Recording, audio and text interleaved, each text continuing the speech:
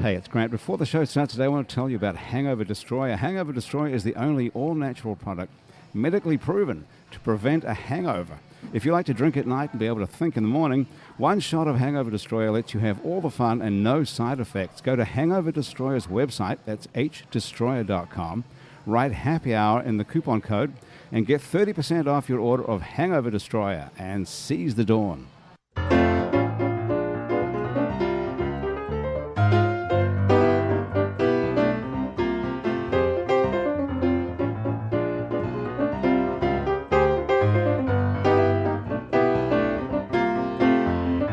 It's Happy Hour again from Uptown New Orleans. Hello, I'm Grant Morris. Happy Hour is part of the family of shows on the podcast network. It's neworleans.com, brought to us today in part by Petite Pet Care, which, by the way, is French if you're keeping up with foreign languages. If you're going out of town or you have a schedule that keeps you away from home, the folks at Petite Pet Care understand that some pets are fine going to a kennel or doggy daycare center if they're a dog, but others prefer the comfort of their own home.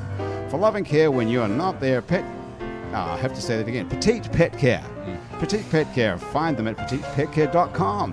When you walk into a bar in New Orleans and pull up a bar stool, you never know who's going to be sitting on either side of you. What you do know is no matter what they look like, what they're wearing, whether they just got out of a limo or just got out of jail, they're going to be happy to talk to you, because that's New Orleans and this is Happy Hour, a cocktail-fueled 60 minutes of random conversation with folks who have nothing in common. Other than we're all New Orleanians in a bar, in this case we're at Wayfare on Ferret Street, and if you'd like to know a little bit about Wayfare, it's a restaurant and a bar that serves handcrafted food and spirits, where Chef Kevin White puts fine dining into a sandwich, and that is not just some sort of bullshit slogan, that really is true.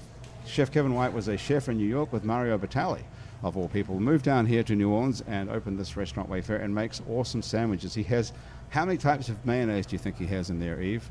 I'm going to go for 6. 35. What? That's way more. 35 types of handmade mayonnaise, and he cures his own meat, which you can see hanging in that glass case behind you, and they make their own bread here. The sandwiches are fucking fantastic. Can I get a flight of the mayos, maybe? A flight of mayos? Well, how many mayos in a flight? 7? I don't know. Yeah, 7 sounds good. Okay. The bartenders here also make awesome drinks. As you know, what are you drinking there, Eve? I think it's called a cucumber cooler. Oh, that's good. I know. Jeff, you got a beer?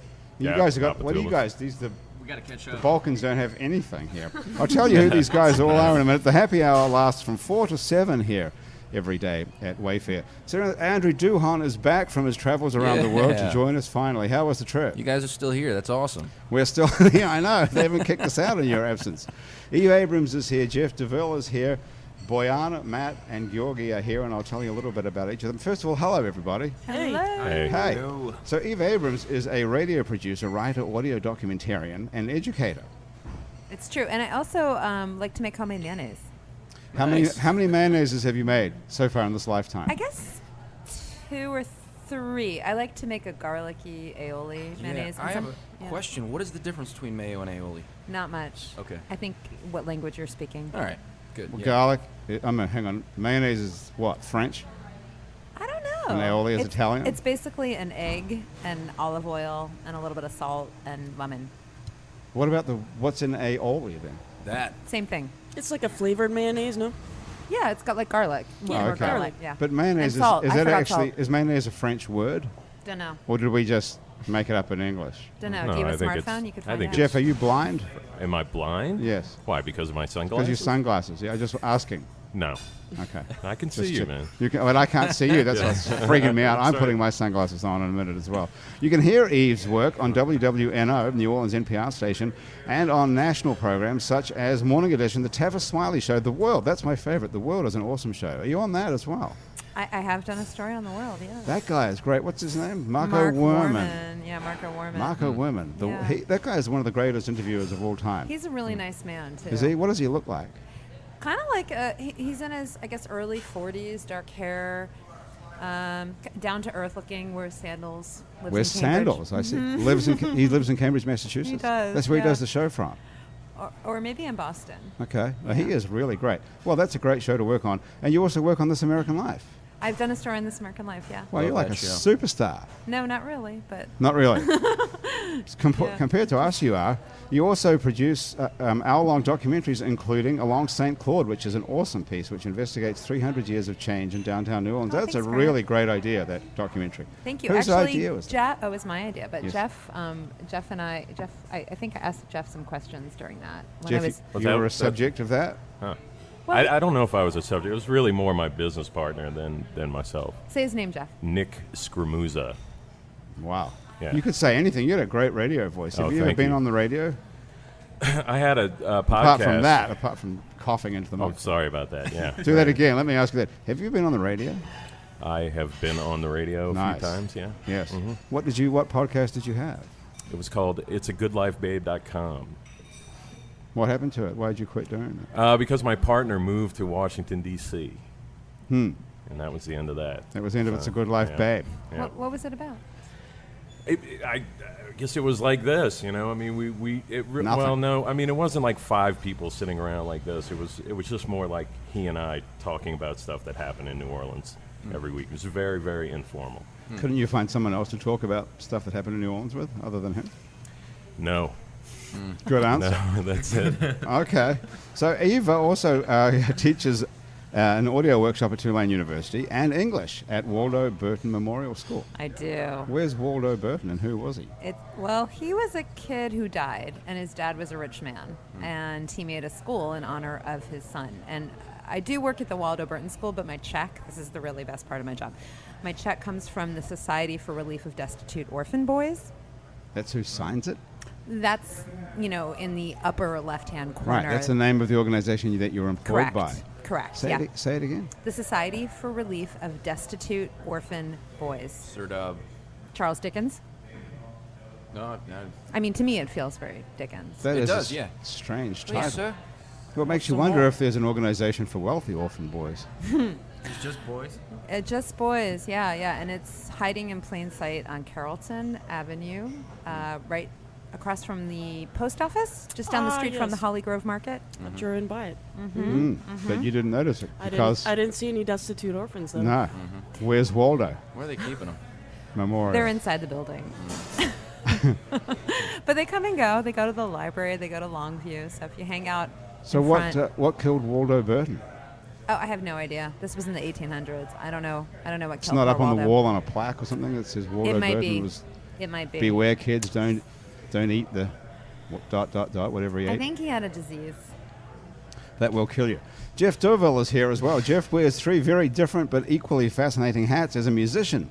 Geoff is a founding member of the band Egg Yolk Jubilee Yeah, and has that's been right. playing continuously with the band for its entire history, which is now almost 18 years. Almost 18 years. Yeah. Pretty good. During the mostly daylight... We've only been out of town one time. what was in it? 18 years. Really? Yeah, Where'd you play that one time? in Lafayette. How'd you like it? Not too much. It's great. I love that town, and we're going back tomorrow. Nice. Wow. So we'll be in Lafayette tomorrow again. Second time. No, I'm kidding. Actually, we've been out of town a few times, but not. Oh, that wasn't that funny, really, then. Because we were bored. I know. Sorry. Okay. Well, you could have come up with something funnier than that, seeing you I had know. a podcast. I can I see know. why they... I'm just trying to I see settle what happened in to the right here, podcast. that's all. Yeah. That's all I'm trying to do. Keep drinking, Sorry, it's guys. okay. Sure. So why don't you do the thing on Skype with the other guy who's now in Washington, D.C., and that would be just as cool. And he can be in D.C. and you could be here. You know, I really don't know, to be honest with you. I will have to bring that up with him. We've done some Skyping before. I Skyped with him when I was in Australia in 2012. But I don't believe that either, but you probably were, though. I was. You were? Yeah. Uh-huh. Are you Okay. from there? No, I'm from New Zealand, but From close New Zealand? enough. I can't. I'm sorry. No, nobody can tell the difference. Right. But what were you doing there? Vacation. I went to Melbourne. I have a buddy who, Andre Lansness. Anybody remember him? No. Great drummer. Remember him? Yeah, from Norway. or From something? Norway, yeah. He used I to remember drum him. with Egg Yolk Jubilee for a while, and so he's kind of like a globe-trotting guy, and he was living down in Melbourne, so I went to go and visit him. Okay, well, that's good enough reason. So you've been playing with the band for 18 years, and Yeah. during the daylight hours, it says here, you wear your second hat as a cinematographer, editor, and producer of independent and commercial TV projects. And for his third daily incarnation, Geoff is the owner of the hipster hang Lost Love Lounge. That's right. In the Maroney. Yeah. How hipster is it? Oh, gosh. I don't know. I mean, you know, you really don't choose your clientele. You know, they just Yeah. come to you, you know. So, I mean, that's kind of like who's living down there now. Have you been down there recently? Yes. I can't tell who you're looking at. Oh, sorry. If it was me, yes. I don't know. Yeah. It's very Yeah, hip. don't you think? Yeah, it's hip. But, I think the what is it, Vietnamese going on in the back? Yeah, we've got Vietnamese know, food in the back. That drew me in. And, it's divey hipster, so it works for me. You know? How many times have you been there? How many times total? Yeah. I go like I once get a week. counted on two hands. You go Once- once a week, once- yeah. Georgi? Much once a week. That's Georgi. You're there all the time? Yeah. Really? Are you there all the time, Jeff? No, I'm not there You're all the never there? time now. No, I'm So only there. you're just cashing the checks? These days, yeah, if that's what you want to call it, sure. Yep, I cash the checks. Is That's there much it. money? There's a lot of money in booze if you can do it right, though, right? Well, I mean, there is, but I have two business partners, so I mean, it's a solid middle class living, basically, lower middle class, let's So say. yeah, but Yeah. that's still, you get to drink for wholesale, which is, I get to drink for wholesale. you get that's to true. meet interesting people, Right. presumably. Right, sure. And have you got a cheap tattoo yet? Yeah, no, None. no cheap No tattoos. tattoos. No. Eve, you have any tattoos? Regrettably. Really? Are you seriously regretting it? Absolutely. Oh, no. Why? That's a long conversation, Grant. I mean, it Well, seems almost we have like 3/4 of the drink to go. I don't know. I remember when I got it, I was 18, and I thought, I'd rather regret getting this than regret not getting it. So I guess I win. Wow. You actually thought you'd rather regret getting a tattoo that's permanent than regret not getting it, even though you could have got I it did. later. Yeah. You didn't think I could get this tomorrow, maybe? Or Well, I kind of needed to do something. Sometimes you just need to do you something. could have changed the color of your hair or something? That would have been temporary. Right. Oh, you want to do something, you wanted to make a statement. No, I wanted to make a change. Where were you?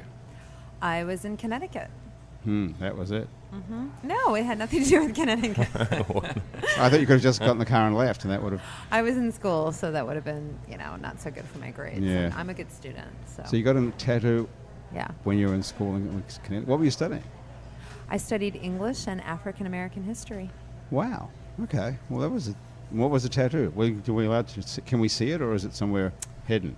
It's not hidden, but I'm not going to show it off because I'm not really in love with it. If you happen to see it, good on you. Graham, can you see it from your angle? Our producer Graham DePonte is standing behind you. No, she can't see it. I just think they're a little bit, pedestrian at this Really? point. I do. Tattoos, you mean? Yeah, I do. I do. Oh, you mean the whole thing, not just yours? In the whole I mean concept tattoos. of tattoos. Yeah. I read a novel recently where it takes place a little bit in the future, and nobody gets tattoos anymore. You know what? I don't think that day's ever coming, though. I thought that day was going to come a long time ago. I thought it was a fad, in the early 90s or something. Everyone got a tattoo after Red Hot Chili Peppers, and someone started it. Why are we talking And about tattoos? Who can remember? Anyone? Any idea? Let me introduce you to Mahala. Oh, you asked me if I If had you have a gotten tattoo one, because you're right, at the yeah, Lost Love exactly. Lounge where all the That's hipsters hang. And what's the answer? Do right. you have No, one? I don't have any. See, I wish I were more like you. I don't know why I don't have it. My father has one. He's got the shark, the whipping around shark. Wow, that was from back old in the day. Old school, yeah. On the Right. chest or? No, it would be great if that'd it was be on great. the chest. Yeah, no, on the shoulder. That's cool. Is it fuzzy now? Yeah, it's totally fuzzy now. It's blobby. That's the You thing. know. You think you're going to be young for forever, but you know what? You're not. I know. Can you I get a know. tattoo that would stretch with you and make sense Oh, as you nice. got older? That's a Maori thing, isn't it? Isn't that a New Zealand thing? Is it? They start out with very small spots that are spread out, and as you get older and your skin starts to spread out, it actually fills into a solid black. So you see these really old people with really distinct black tattoos. Hey, good answer. I didn't know that. Interesting. It's called moko, the Maori word for it, but Okay. I didn't know that's how they did it.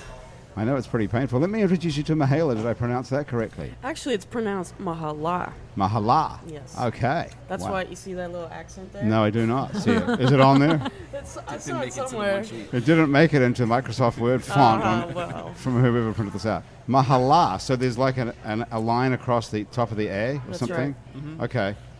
So Mahala is a Pan-Balkan word that means neighborhood, That's right. believe it or not. Did you guys know that? I suppose you did. No? I Where- did because where I you- know Boyanna.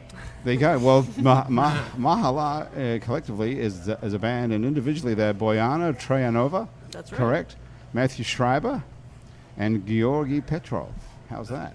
Let me tell you a bit about each of these people. Boyanna is one of New Orleans' finest drummers. She's played with the who's who of New Orleans legends, including John Mooney, Coco Robichaux, and Michael Ray and the Cosmic Crew. I have. I know. It's pretty amazing. We'll get onto the details of that in a minute. Georgi Petrov is a sideman. He and his guitar are all over town, playing straight-ahead jazz, gypsy jazz, swing, funk, and fusion with a variety of outfits, including Aurora Nealand, Sasha, and Steve Mazakowski. You play guitar with Steve Mazakowski? I studied with him for a long time. You studied with him? We've played a couple of gigs. We've played a couple of gigs together. He is a great guitar player, right? Yeah, Steve's the man. So you learned from Steve, so you're pretty good too. I don't know. He's good. Ask Get Steve. the guitar He's all guitar right. out. He's good. And you have a solo album that was released in 2013 to glowing reviews, it says here. Really? Yeah. Okay. Yeah, that's so great. you can read that for the yourself. reviews That's what were it says. glowing. Yes. They were glowing. Yeah. How's the record? Is it good? It's good. It's You modern better jazz. get the guitar out and play us something right now. We'll probably play something together. Okay, well, hurry it up.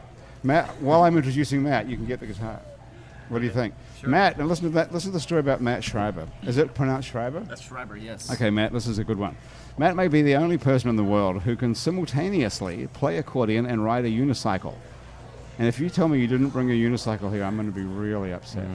I won't tell you that. You got it in the car, right? I won't tell you that either. Ah, okay. You can play an accordion and ride a unicycle. Matt is one of the only of a handful of American accordionists to learn to play a traditional style directly from Eastern European and Balkan musicians. Matt recently moved to New Orleans. Did you really win? Sorry? When did you move here? I moved here in November of 2013. So you've just so been here coming for a here. little while. Wowee. And you moved here to play with the Panorama Jazz Band after several years of touring in the Northeast and in Europe, sharing the stage with artists such as Peter Ralchev. I'm sure that's pronounced wrong, isn't That's it? right. Slavic Soul Party, Kabil, and Elitsa Stoyanova. That's great. And who is Elitsa? Elitsa is a gold medal singer in Bulgarian folk music, and Right. which sounds kind of esoteric, but they're like Bulgarian female vocal styles are this really kind of incredible, virtuosic, and just really interesting style. These guys can probably tell you more about it We since have they grew up medals in for Bulgaria. everything in Bulgaria. Right. So, Nice. so, It's leftover communism. so Georgi and Boyanna, you two are both Bulgarian. We are. And did you know each other in Bulgaria? No, we met here. No. What were the chances of both of you meeting? Is there like a Bulgarian Pretty society? slim because I left pretty early on. Yeah, you've been here forever. Yeah, I have. How long have you been here for? I've been here. Came to America in 1990 in January. Yeah. Right after the wall came down in '89. Is that when you started chewing gum, or is that more I'm actually not before chewing that? any gum right now. You're not? Yeah. I thought you were. I'm just pretending. Just pretending. Yeah. So it looks good. Okay. I want to look cool. What's the Bulgarian deal with gum? Do they have gum over there? Well, back in the communist days, there was no There's gum. none. No, there was one kind. It was called Turbo. Turbo gum. Yeah. Whether And it's- it had pictures of cars inside. Okay. Like, you know, like you get Like a little Bazooka picture. Joe type Yeah, thing, you but get with like cars. you get like a Russian Moskvich in there, you know. Well, so you lived under. You guys grew up under the communist regime. Yeah, I left when I was like 9 years old, so still remember communism. Georgi, when did you leave? I'm Much- a little bit younger. I'm a little bit younger than Boyanna, but I left when I was 19 from Bulgaria. But you said you left when the wall came down. Is that right? Like right after. That was We 19. were trying to leave before, but you couldn't, and then all of a sudden nobody was watching the border, so we left. Is it really like that? You It just really was. wow. It must be just such a different. Oh man, it life was that you quite can- the culture shock, man. You know, walking into a grocery store. Yeah. Whoa, food. What's that? What was that like? Where There's like mountains of kiwis, man. In Right. the store, it was like this like big pyramid of kiwis. I couldn't believe my eyes. Like what? I've never even seen a kiwi before. Where were you then? Oh, Durham, North Carolina. That's where you landed. Mhm. So you left. But what does Bulgaria look like? Now? More then, I when you mean- left. Is it beautiful as a place? It's a beautiful country, but the communists kind of messed it up a little bit. They built these very ugly residential high-rise living structures. They call them blocks. They're hideous. Concrete. And what did your parents do? My parents are scientists, actually. That's how we left. Yeah. My mom got a job at Duke University in Durham. What sort of I know. science do they do? My mom does biomedical engineering, and my dad does computer stuff. Wow, that's handy. It is. And then you're the black sheep of the family. You're a I drummer. sure am. It doesn't get any worse than that. No, it But doesn't. wait, Boyanna, what did you study? I actually studied computer science in school. You did, okay, Eve knows that already. Yeah. I have some inside information. Yeah. How do you guys know each other? Well, You take it away, Boyanna. Oh, wow. New Orleans is a pretty small town. Everyone kind of knows each other. Yeah, that's true. Yeah. That's not the answer to the question, though. How do you know each other? So you're my husband, who's Yeah. a musician. That's actually how I met Boyanna okay. and Georgi. Yeah, we worked together for years. What in? One in. What music. band? I mean, It's not really a band. It's just kind of a gig. oh, Yeah. well, that's even more mysterious. Andrew, you got any? Yeah, just a music like Shed any light everybody on who that? goes down and plays on Frenchman. You play, you play tomorrow night with somebody else at some other place, just a gig, Yeah. Is that what what it was like for you for years? Yeah, still is. You still do that, right? Yeah. So how often do you guys play together, Mahala? Well, we do every Monday at Siberia. Right. So once a week at least, and then we get together and rehearse, hang out, Okay, do podcasts. You have to play something for us now, right? I guess we have Let's to. tell us what you're going to play. What do we? You have a big giant drum. What do you call that? That's called a tupun. It's a two-headed drum. It kind of looks like a bass drum, and one side is low pitched, kind of like a bass drum, and the other side is like a really thin head, and you play it with a really skinny stick. Yeah. It's kind of like a twig. Actually, it is a twig. Just pluck it off the tree and you bang the Is that a drum. piece of fishing rod right now? It's a fishing rod now, yeah. Are you customized it? Well, the twig. Broke it off. Yeah, I break twig, so the fishing rod's a little more sturdy. Okay, so where do you get that from? You have to have that shipped in. I actually got it from Bulgaria. It's Did you bring it back with you I did. on a It- trip? yeah, last year I went there. It's kind of a crazy story. I don't know if you have time for it. Well, yeah. We can always cut you off. Yeah. Tell us. What's the story? Well, so oh my God, this is a really crazy story. So so I was in Bulgaria playing at a jazz festival there, and then when my gig was done, I hung out for like an extra 2 weeks, and I met up with a friend from America there, and I actually didn't know him that well. He's friends with these other musicians. We play together like once a year for Mardi Gras with the Panorama brass band, and these guys live in New York, and this guy like plays with them up in New York. So basically we're like family, so I found out he was gonna be in Bulgaria, and we emailed each other like, oh, let's hang out. So we met up and we hit it off, and he's like, hey, you want to play a tupun? And I was like, yeah, I always wanted to, but I don't have one. And he's like, oh, I got it, And so he had been in Bulgaria traveling around and doing fun things with his friend Ivan, who is Bulgarian. And Ivan is a drummer. And he picked up this tupun, but he couldn't take it home with him, so he left it with his mom. And then so Max, he's the guy that made all this possible. And the New York guy, yeah. He takes me to the mom's house. And she lives in one of those big, tall residential complex things. And, the mom's real cool. We hit it off because I speak Bulgarian and stuff, and I can translate and stuff. And she was real nice. She let me borrow the drum, and we went and played it. Max plays accordion, so I played the tupun. And we went and played in like a little field right outside of the residential complex. And I shot some video with my iPhone. And then later I uploaded it to YouTube. And Ivan, who lives in San Francisco, saw it. And he was like, oh, if Boyanna wants to, she could take that drum to New Orleans with her. So I did. And I just happened to bring a roll of bubble wrap with me to Bulgaria because there's like no bubble wrap in all of Bulgaria.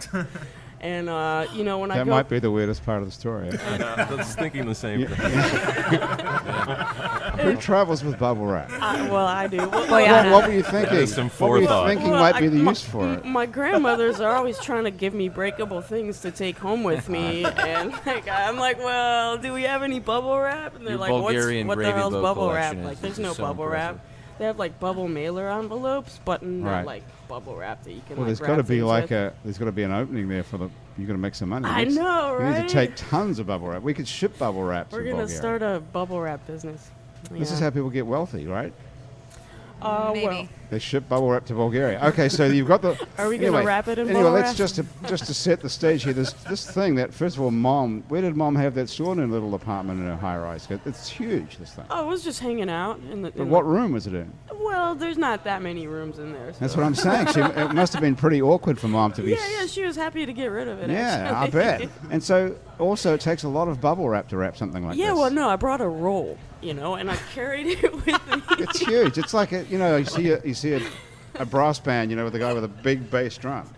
That's what it looks like. It's that size. It's that kind of big. Yeah. No, I brought a roll. The plan was to wrap some things and leave the rest to Grandma. So on future trips there will be bubble wrap good to idea. wrap So breakables in. what did Grandma say when she gave you the stuff and you said, I can't take it, I have to wrap the top Well, half? yeah, she was disappointed that I can't take the breakable china, but she was happy that I was taking home a drum.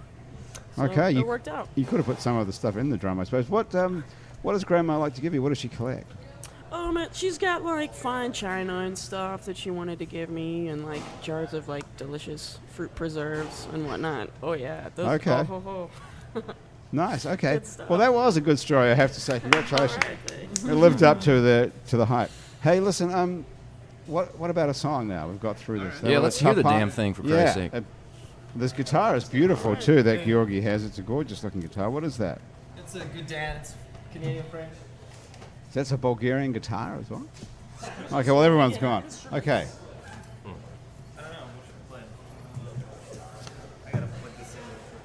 Wow, here comes an accordion. I want to get back to the unicycling thing.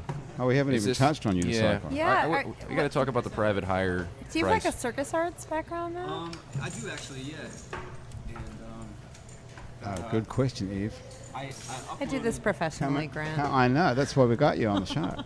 I uploaded a video of me riding the unicycle while playing the accordion from a circus gig that I was on in the early days of YouTube, and I didn't check back in for about a year and a half, and then I realized that a lot of people were excited about me riding the unicycle and playing the Wow. accordion How at many the same views time. did it have? At that time, it had a couple thousand, which felt like a lot. Now that's nothing in the YouTube world. I haven't looked at it in a while, so maybe it's even more than that.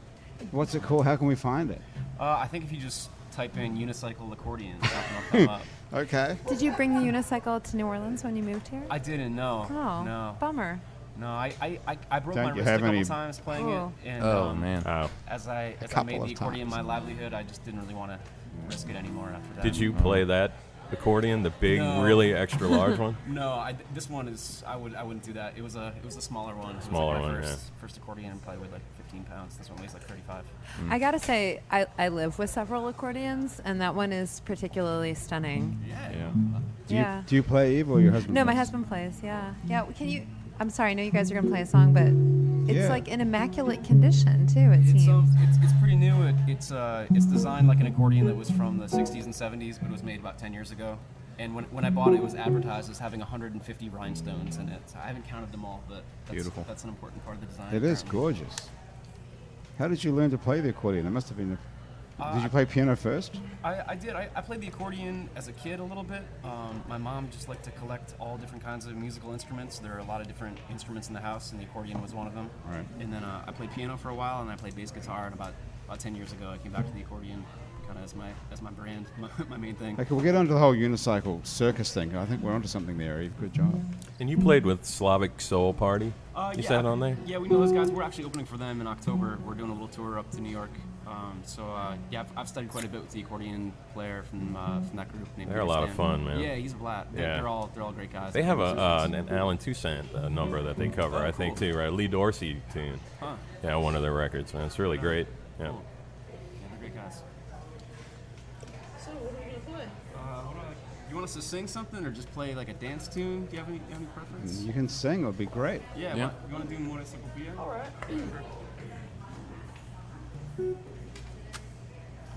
Let's take this. Oh, there's the fishing rod. You need some room? Watch your chord there. You kind of, There you go.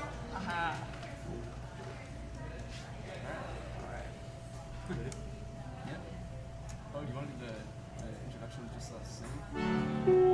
No, let's just jump into it. All right.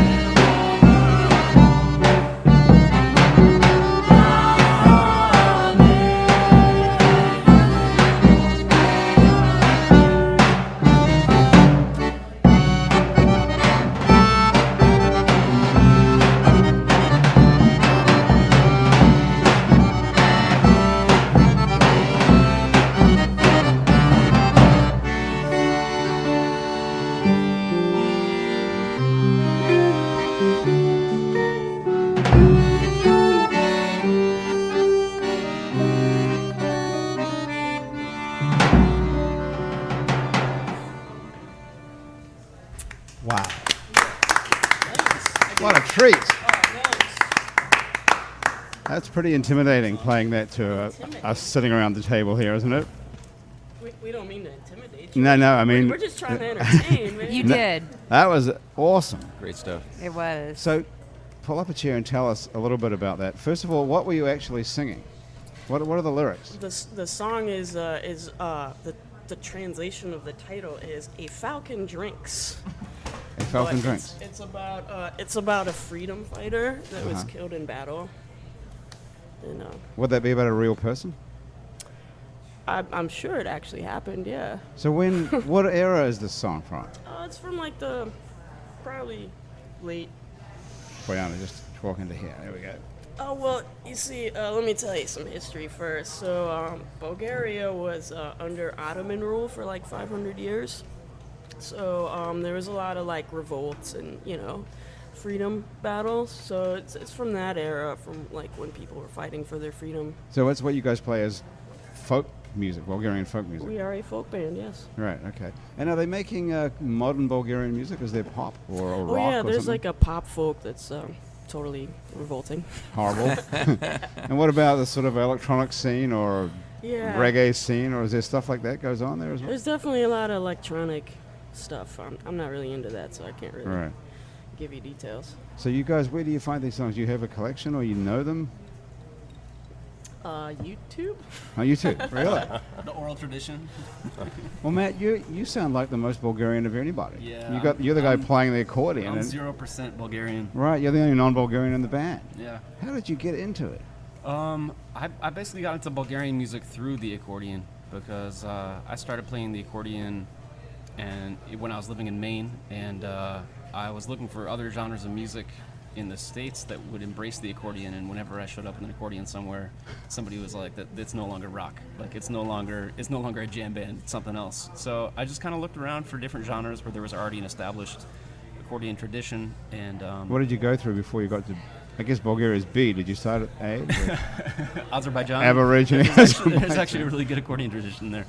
No, I lived in Germany for 2 years, and I had an accordion teacher there who he was actually American, but he played a lot of Yiddish music, Eastern European Jewish music, and he was doing a project with one of the top accordion players alive today, who's Bulgarian, named Petr Ralchev, and some of his recordings and then some earlier recordings that inspired him and kind of inspired the accordion in the Bulgarian tradition is what turned me on.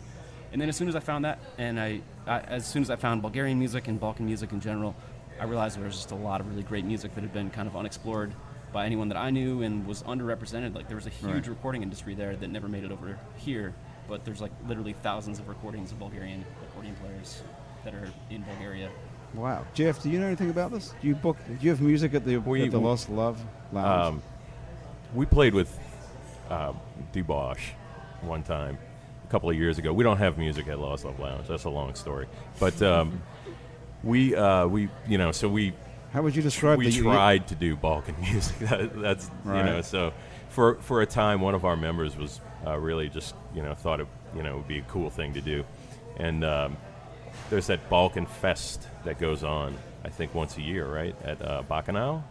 Isn't there? You don't know about that? I haven't heard about that. No. I don't know if it's still happening or not, but anyway, that's where we played. There's some great photos of that. But where does the Egg Yolk Jubilee play mostly? We have played every club in New Orleans. Right.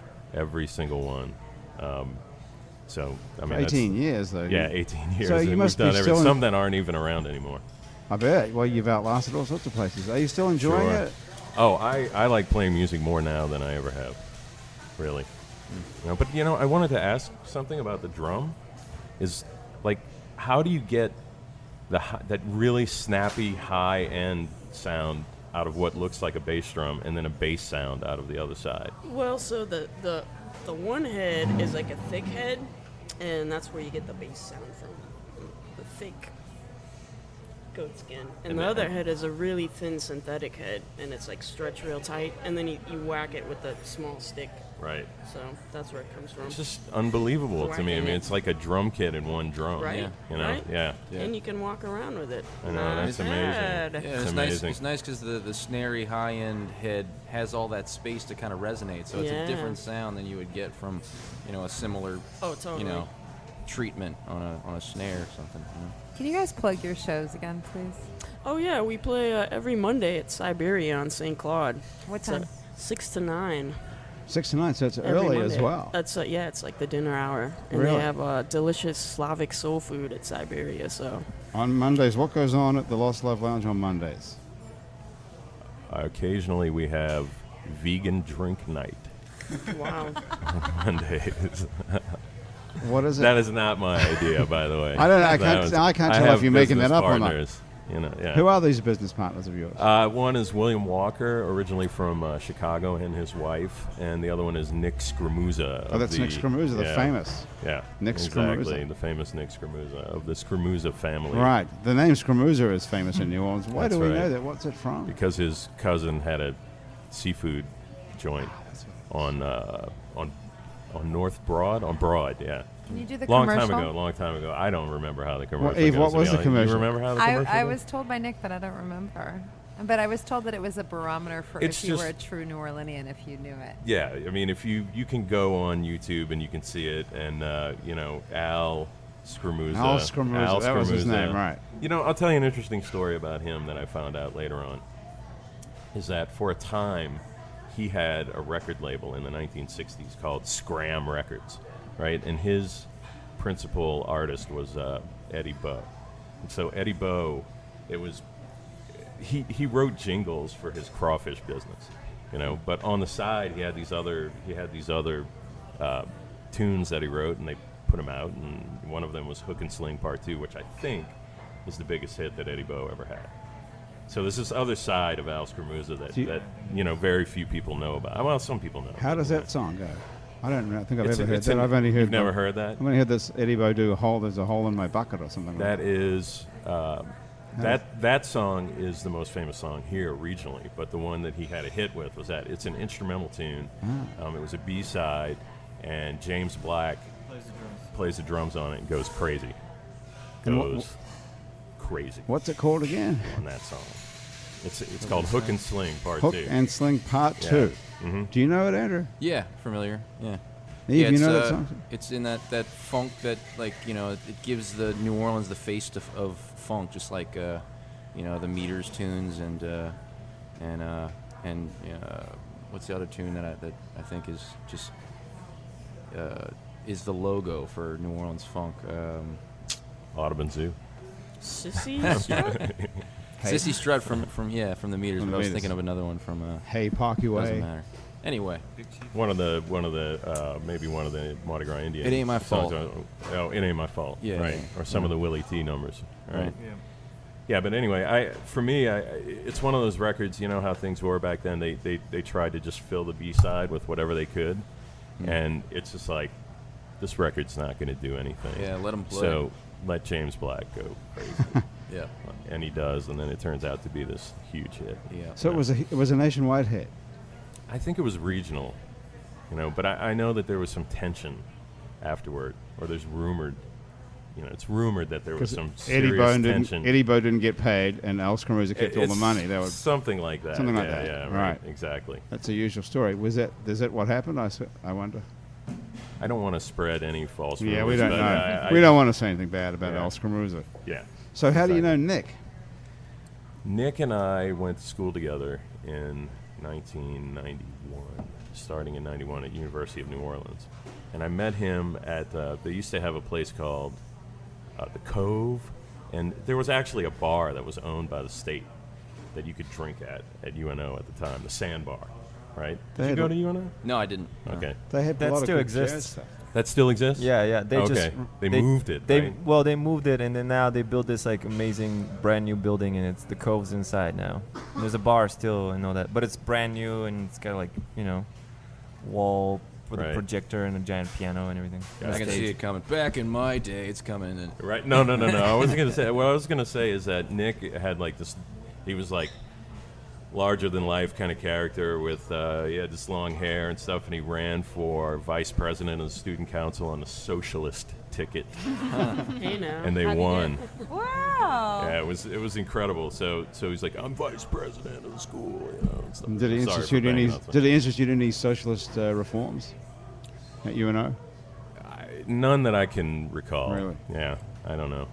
I think he just did what most people do, which is enjoy the power, soak it in. A vice president. I think Yeah, that's what that's right. socialism's all about, actually. Yeah, right, exactly. Wait, was it socialism or communism? Well, communism, but, that's specifics. It's all the same. Is there a difference when you're living under it? Yeah, it sucks. No, but I mean, I mean, if it's between capitalism. I mean, is there a difference between socialism and communism? Do people talk about that? Well, socialism is theoretical. Communism is practical. Socialism. Oh, I see. Yeah. There hasn't been a socialist. Yeah, there's experiment. no such thing, yeah. Okay, that's interesting. What is the relationship between socialism and communism, though? I mean, what is the difference, basically, in a sentence? Well, communism is oppressive. And socialism is? Theoretically, not oppressive. Okay. In theory. What is the what is the It other wasn't. one? It wasn't oppressive at UNO. Okay, just to let you Okay. know, because the sandbar was open all the time. All right, so that's basically what you want. Lots of when you're in colleges, but lots of college. colleges have bars, right? That's not a particularly New Orleans thing, is it? Yeah, Not but- owned by the state. But owned by the state. That's the thing Okay. that you have to remember. Okay, I good mean, that was point. such a Louisiana thing. You know, it's like, come on, man. It's owned by the state and run by the state, for crying out loud. Eve, you didn't go to school here at all? You I just did not, moved- no. When did you move here? I moved here in 2007, January January what? What day? 2000. We missed the march.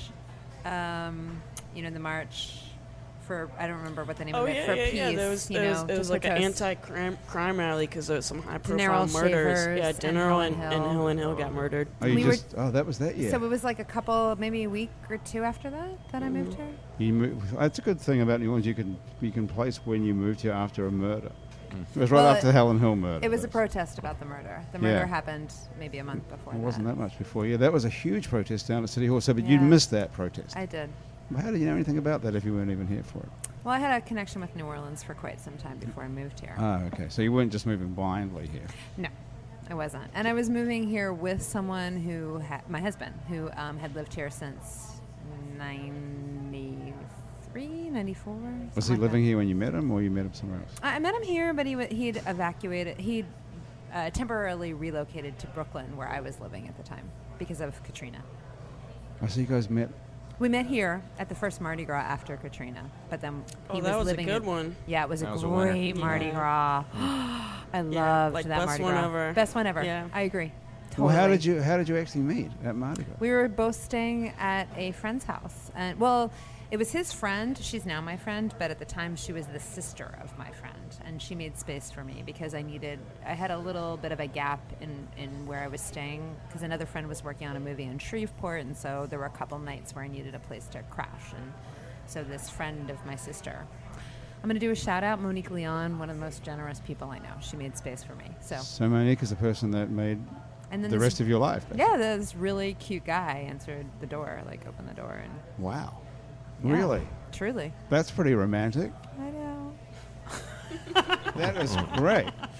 And he was living in Brooklyn at the He time. was and- actually living on the same street as me, about a mile away. In Brooklyn? Yeah, I was in Carroll Gardens. He was in Crown Heights. For those of you with. but you met Brooklyn. in what suburb here? Where was that? We met in Bywater. You where met we in Bywater where we in New live Orleans, now. and you were both living in Brooklyn. Yeah, he had an apartment in Bywater at the time that was sublet, and then when we moved here, we moved into his apartment at the truck farm. Nice. Have we talked about Greg? Let's talk. Well, we did because Boyanna. I and used to know work each with other. him for Yeah. like But we're not allowed to know years, doing years. what, though, exactly. playing music. Yeah. All right, that's as close as you can get, Geoff, if you want any more details. Well, Greg is also an accordionist and bass player. True. Why do those always go together? Yeah. Why do they? What's up with that? A lot of people don't know this, but the left hand of the accordion is actually a bass. That's what's going on. With Oh, all those All buttons. those okay, buttons. okay. I was. the, Right, the, sure. The piano's obvious, but the left hand is really, there's a lot of bass action. Right. I just want to note that I'm the only person. Well, I don't know about you, Grant, but Mm-hmm. I think I might be the only person at this table who's not a musician. I'm not a musician Okay, either. high five. High five on that. That's a good point. That's a good point. We're I know, outnumbered I by feel musicians. outclassed. Yeah. Hardly. You guys are, you know. None I of wouldn't us- refer to myself as a musician. Oh, but wait, exactly. you Wait a crossed- second, you that was in crossed your planes, bio. though. I know it was in my bio. You've we been in a have- band for 18 years. I know. That makes you. We What have would you call two it? audio. What would you call it? Audio. I'm a producer. Okay, two producers. Yeah, so at least we've got that in common. Yeah. Eve, that's something we can do. We all deal Anybody with could our do ears. that, though. Eve, I should make you read something. Have you heard Eve's voice? You're You have a hearing it whole right now. you have a whole different voice when you're on the air, though. No, I don't. You do. It's so gorgeous. Oh, thanks. Not that your Grant. voice isn't gorgeous now, but when you do it, I'm going to read. What would you like to read here? I'm going to give you something There's to that read. accent. I think I just There, read it's more slowly. Mahala. Is that what it is?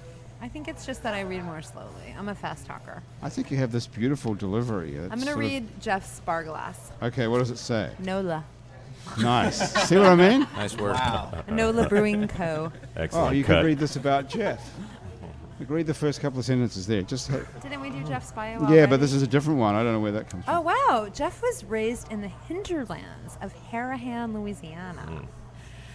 Mr. Douville, otherwise known as Jeff, escaped across the 17th Street Canal at the tender age of 18 to discover the delectable sinfulness that is New Orleans.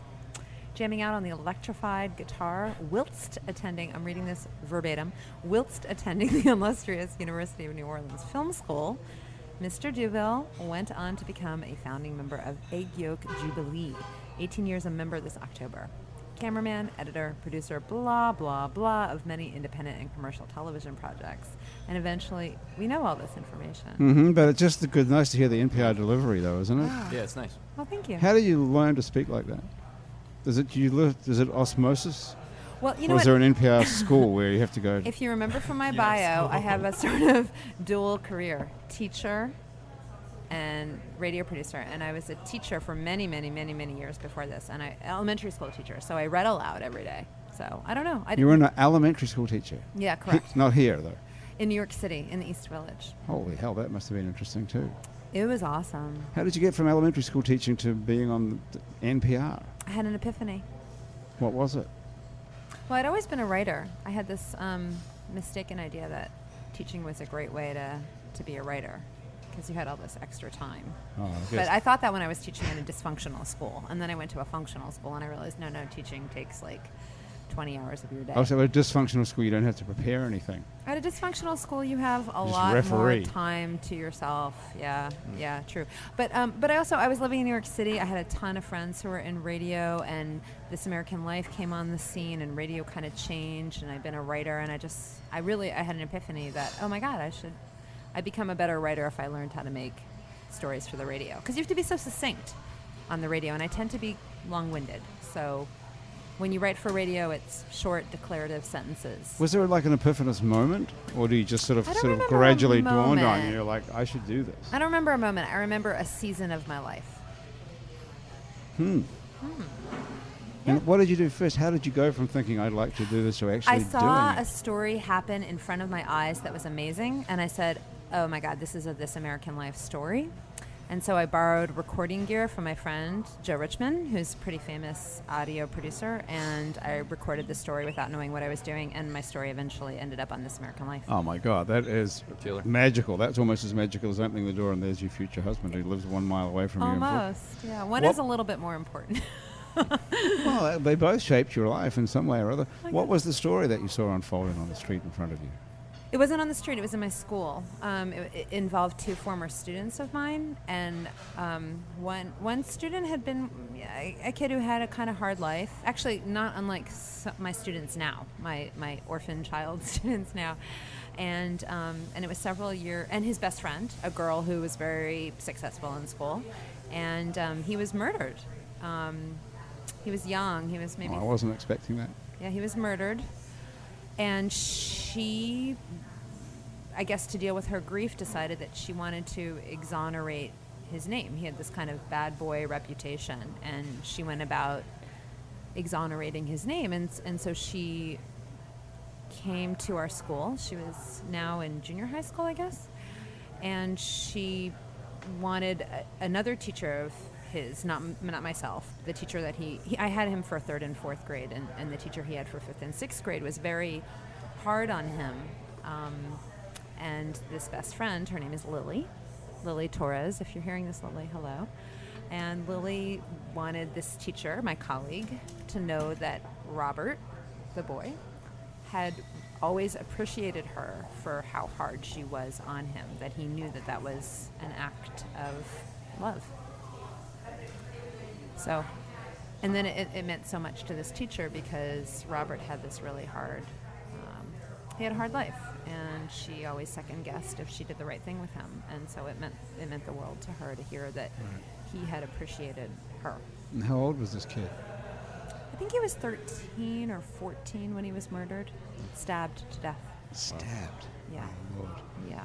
So you told the story of the girl, Lily. I did. Well, Lily is in the story, and my colleague, my former colleague, Sophia, who carried the note that Lily wrote her around in her wallet, she was in the story. Wow.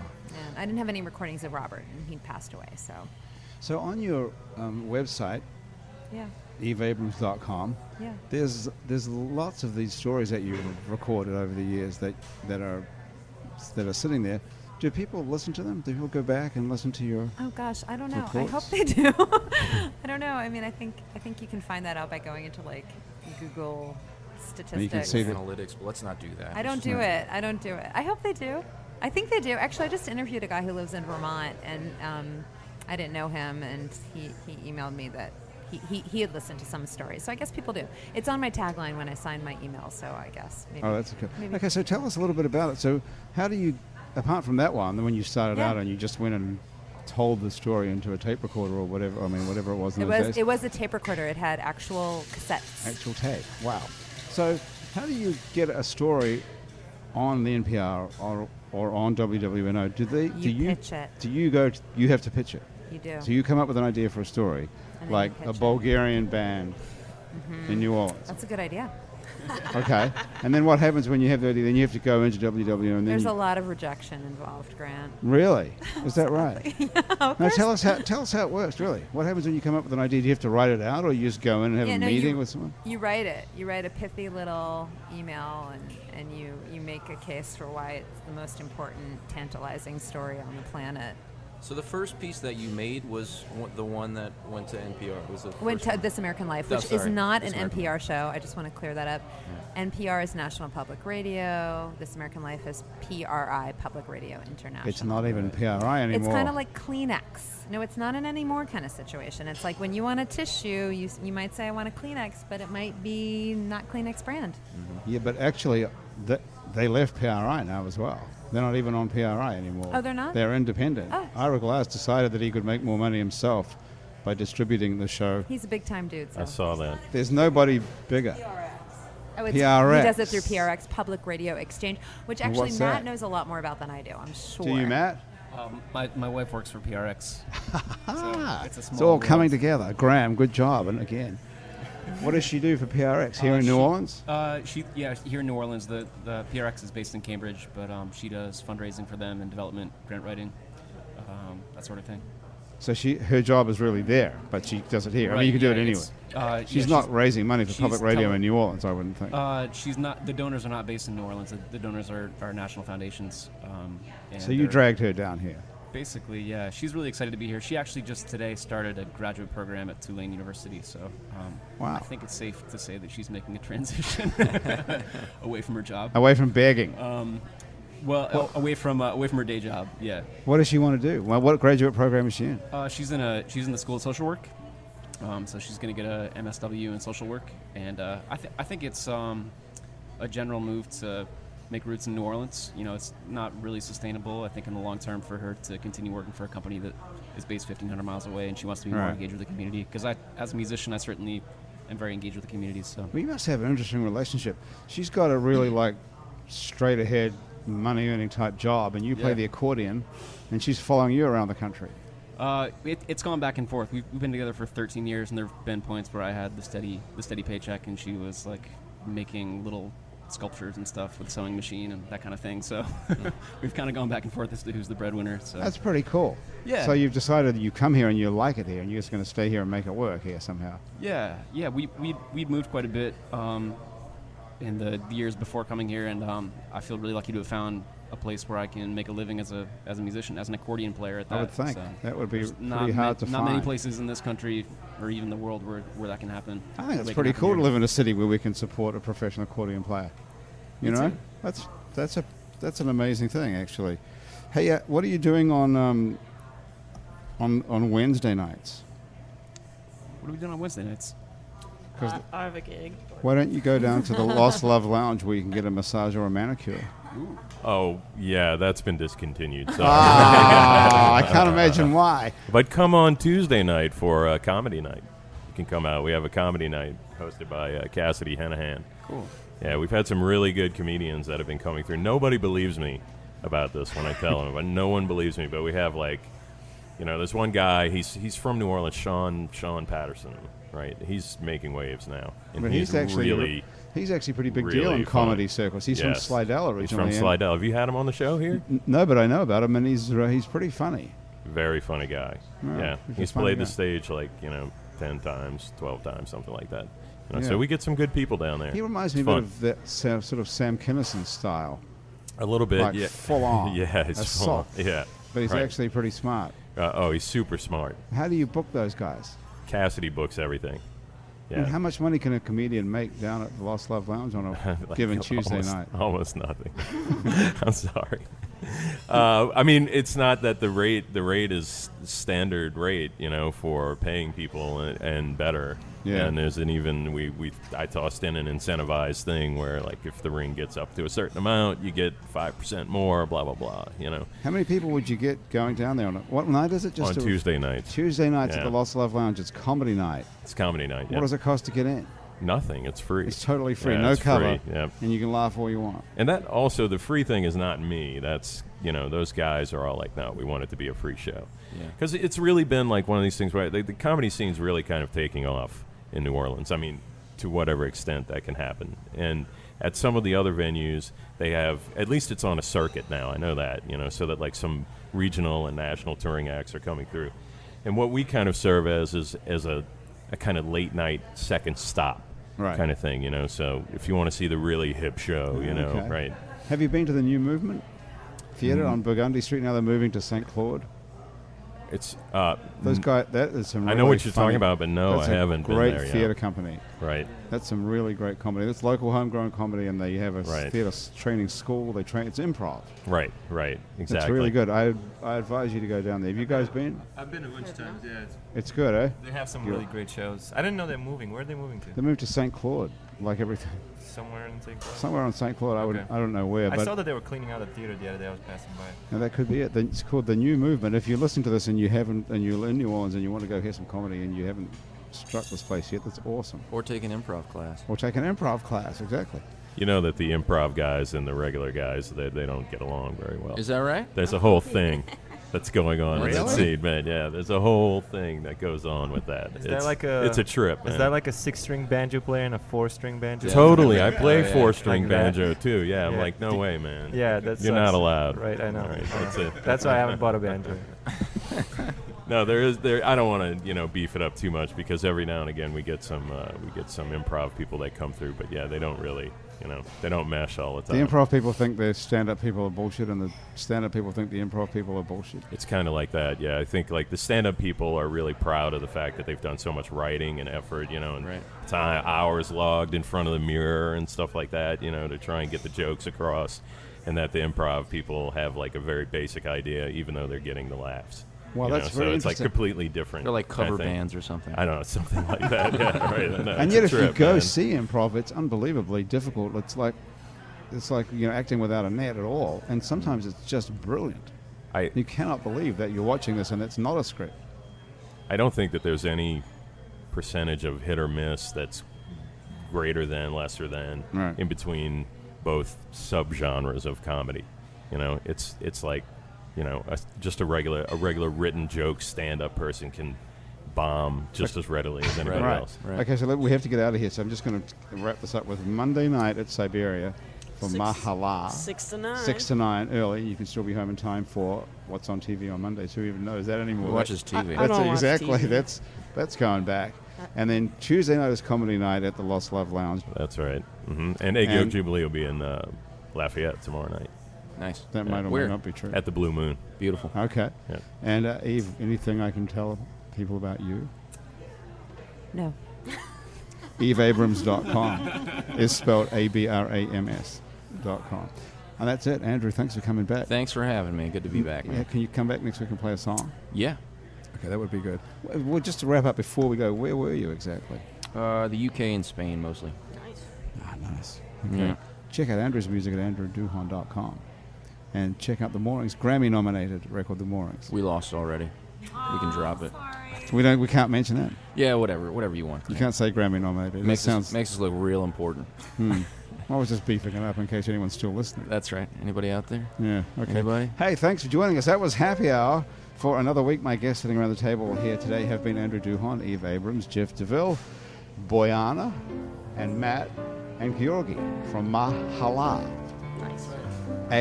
What's the little thing over the A called?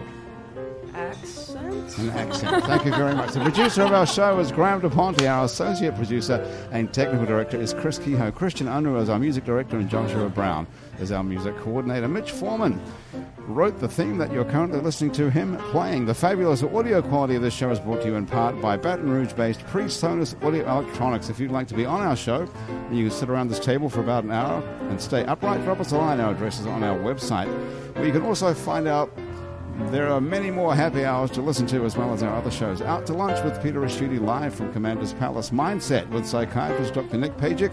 True to the Game with Chris True. Midnight Menu +1 with Margot Moss. And The Man Who Ate New Orleans, Ray Canada. And Louisiana Eats with Poppy Tooker. You can keep up with us on Facebook, Twitter, and a bunch of other time-sucking social media as well. And all of it, we're It's New Orleans. You can find photos from this show and see what we all look like. You can see those on itsneworleans.com and on Facebook and on our Google Plus page. These photos were taken by the fabulous Douglas Engel in the blue t-shirt. If you listen to this show on iTunes, Stitcher, Swell, or some other podcast app that you prefer, thank you for subscribing. Stop everything right now and take a moment to rate and review us. Really, please. That does help other people find, especially if you do that on our Google Plus page. That would be awesome. Our show was recorded live today at Wayfare on Ferret Street, home of handcrafted food and spirits, where they put fine dining into a sandwich. Happy Hour is a production of INO Broadcasting for itsneworleans.com. For Andrew Duhon, myself, Graham DePonte, everybody else who's sitting around the table here and back at the office in the INO Broadcasting Tower. I'm Grant Morris. Thank you so much for joining us. We'll see you back here next week on Happy Hour.